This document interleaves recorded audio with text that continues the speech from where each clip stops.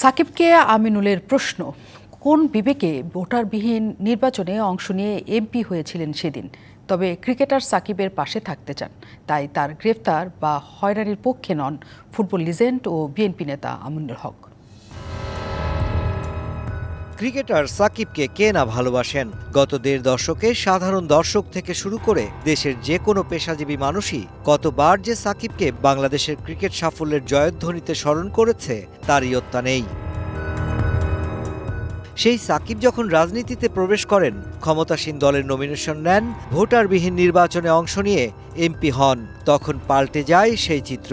আর পরিবর্তিত পরিস্থিতিতে সাকিবের বিরুদ্ধে হচ্ছে হত্যা মামলাও।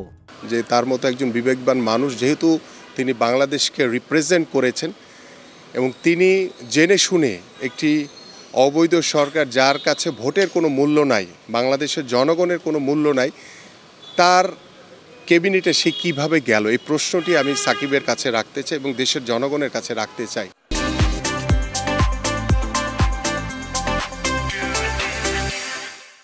এসব বলতেই আমিনুলের মনে পড়ে গেল বিগত সরকারের আমলে নিপীড়ন নির্যাতনের সেই দিনগুলি। জেল জুলুম সহ কতটা হেনস্থা হয়েছিলেন লিজেন্ডারি ফুটবলার আমিনুল হক।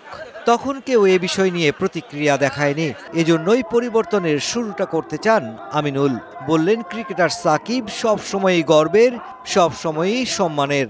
খ্যাতনামা ক্রিকেটার হিসেবে ভোটারবিহীন সরকারের সে একজন এমপি হয়েছিল। আমরা কখনোই চাই না যে একজন স্পোর্টসম্যান হিসেবে তাকে অ্যারেস্ট করা হোক বা তাকে জেল খাটানো হোক, তাকে রিমান্ডে নেওয়া হোক, কিন্তু আমার সাথে কিন্তু সেই ঘটনাটি ঘটেছিল। সে যদি নিরপরাধ হয়, আমরা কখনোই চাই না একজন নিরাপদ মানুষের কোনো শাস্তি হোক।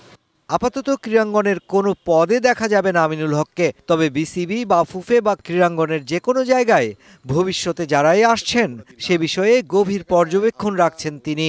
আওয়ামী লীগ যে স্বৈরাচারী মনোভাব দেখিয়েছে, যে আমি একজন এজ এ ফুটবলার হিসেবে বাংলাদেশ টিমের প্রতিনিধিত্ব করেছি, আমার উপরে যে জুলুম নির্যাতন, যে নিপীড়ন চালিয়েছে, বারবার আমাকে জেল খাটিয়েছে, রিমান্ডে ব্যাপক মানসিক এবং শারীরিক নির্যাতন করেছে, আমরা চাই না এই ধরনের পরিবেশ বাংলাদেশে দ্বিতীয়বার ঘটুক। Mushfiqur Rahman, DBC news, Dhaka.